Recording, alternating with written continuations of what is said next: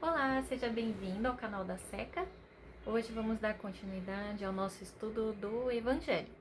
Mas, antes da gente começar, né, como sempre, te convido a fazer um relaxamento. Vamos lá? Vamos respirar profundamente, elevando nosso pensamento a Deus, nosso Pai. Agradecemos por tudo que temos, por tudo que somos, pela oportunidade deste dia, dos aprendizados, do convívio com a nossa família, com nossos amigos, por tudo de bom que nos rodeia. Agradecemos pela espiritualidade amiga, nossos mentores, protetores, anjos de guarda que sempre nos acompanham. E agradecemos por mais este momento de estudo e de reflexão. Que assim seja. Bom, vamos dar continuidade ao estudo no capítulo 8. Bem-aventurados os puros de coração. Hoje vamos estudar os itens 11 e 12. Escândalos, cortar a mão. Eu vou ler um trechinho que tá aqui no Evangelho segundo o Espiritismo, né? Pra gente poder entender melhor o que é essa história de escândalos, né? É um trecho que tá... Eu vou ler o trechinho menor, tá? Do Evangelho de Mateus, capítulo 5. Se o teu olho direito te serve de escândalo, arranca-o e lança-o fora de ti. Melhor te é que se perca um de seus membros do que todo o seu corpo ser lançado no inferno. Se a tua mão direita te serve de escândalo, corta e lança fora de ti, porque melhor é que se perca um dos teus membros do que todo o teu corpo ir para o inferno. Bom, para começar, né, vamos lembrar que muitas vezes Jesus usou expressões muito fortes. Ele nunca escreveu nada, né? Quem escreveu foram os discípulos. Então a gente conta que essas palavras também foram utilizadas pelos discípulos, mas entende-se que são realmente expressões muito fortes, né? Mas por que Jesus usava essas expressões fortes? Por que foi registrado também dessa forma tão forte? Arrancar a mão, arrancar um olho, né? Por que era assim? Jesus usa essas expressões para deixar essas imagens fortes realmente na cabeça, para que pudessem ser fixadas na mente daquele povo que estava ouvindo aquelas histórias. E dessa forma, eles também pudessem divulgar. A gente tem a tendência, até hoje, né, de gravar na nossa mente as coisas que nos incomodam mais, as coisas que nos escandalizam mais, as coisas que nos mobilizam mais. Então Jesus já utilizou aí de imagens fortes, justamente para que, né, as pessoas ficassem mais alertas, né? Entendessem que existe uma intensidade aí nesse ensinamento. A gente também consegue perceber nesse texto que ele fala sobre essa questão, né, de ir para o inferno. A gente também sabe, através da doutrina espírita, que não existe um lugar, né, denominado ali, tracejado, marcado no mapa, inferno. Isso não existe. Nenhum de nós está destinado a um sofrimento eterno no inferno. A gente sabe que não é assim. Essa imagem do inferno, ela também é uma imagem muito forte, ela é também uma metáfora, tá bom? Ela é uma metáfora de um estado mental, de um estado psíquico que nós espiritualmente nos colocamos quando praticamos os maus atos, quando não estamos de acordo com as leis divinas. Então nós sofremos. E esse sofrimento é muito pungente. Essa imagem ficou marcada como uma metáfora de um inferno. Vou dar aqui um exemplo. Quando a gente está com um clima assim muito pesado em casa, né? Tá todo mundo brigando entre si. E algum amigo pergunta assim pra gente: e aí, tá tudo bem na sua vida, na sua casa? E você fala assim: minha casa tá um inferno. A gente não fala às vezes.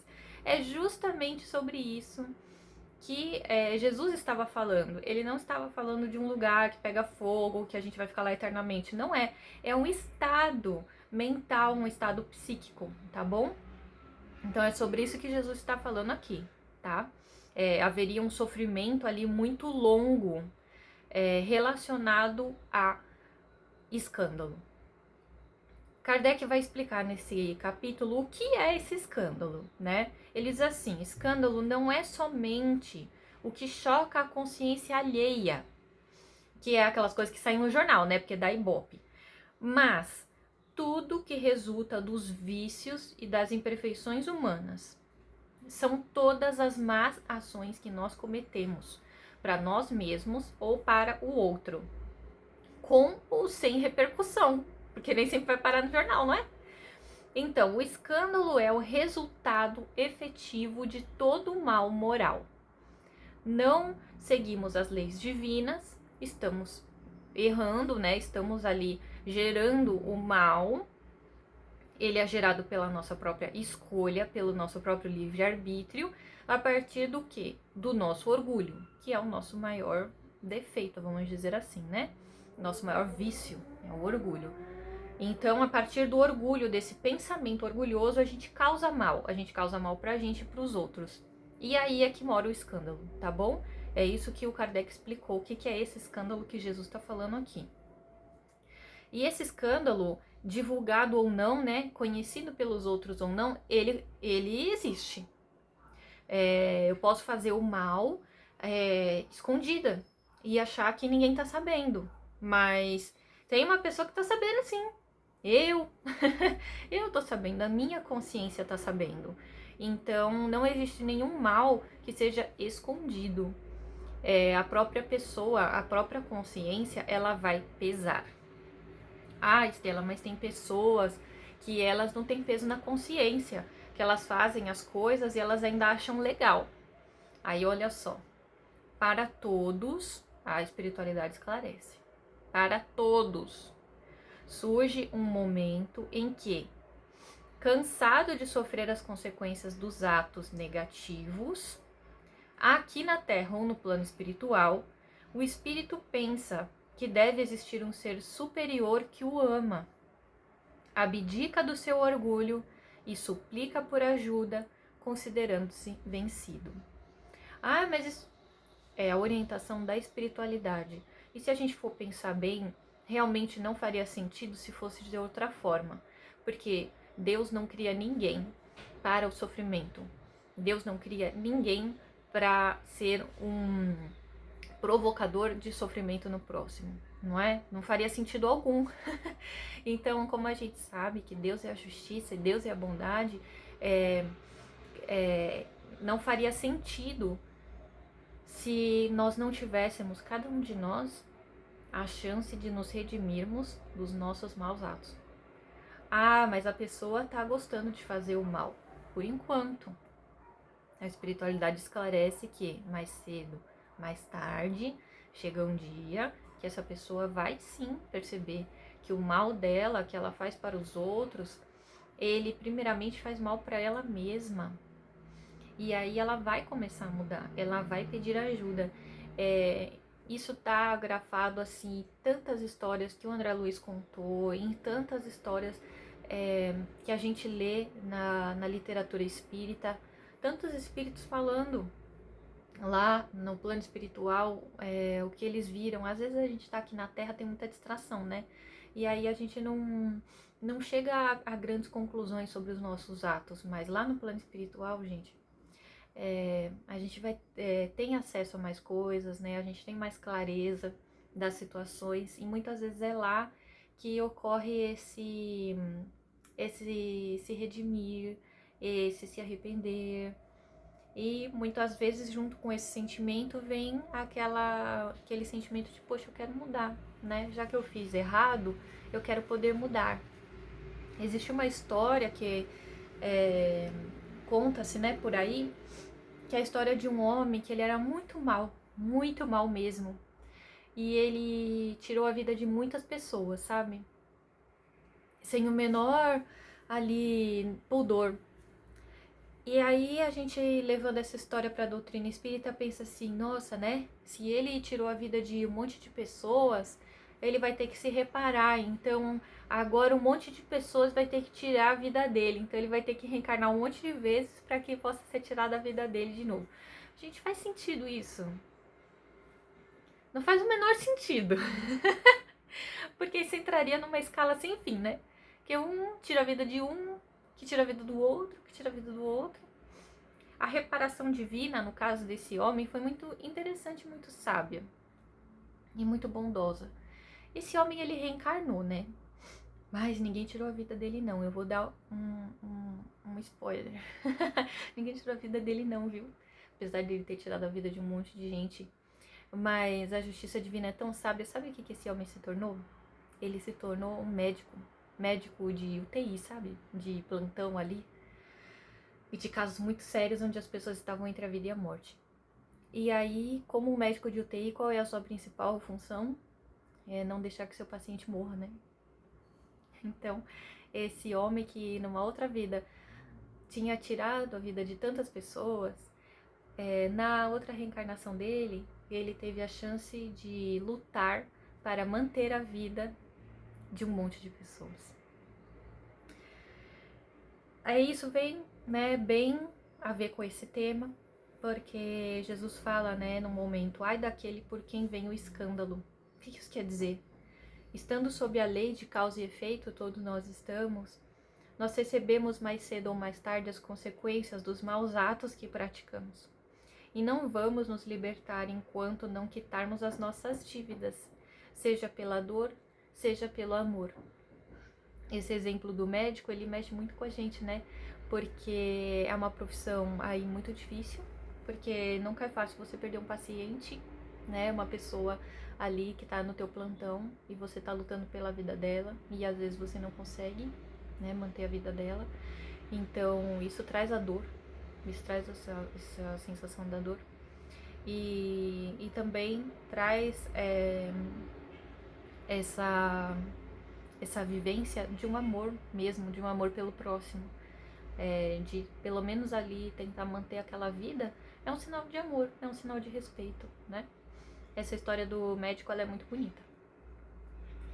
Aí tem uma outra frase aqui que Jesus fala, né, sobre cortar ou arrancar o membro causador do escândalo, cortar a mão, arrancar o olho. Gente, não é pra fazer isso literalmente não, pelo amor de Deus. É uma metáfora, tá bom? O que significa isso? A necessidade de tirarmos de dentro de nós mesmos os nossos defeitos, que são os frutos do nosso orgulho e do nosso egoísmo.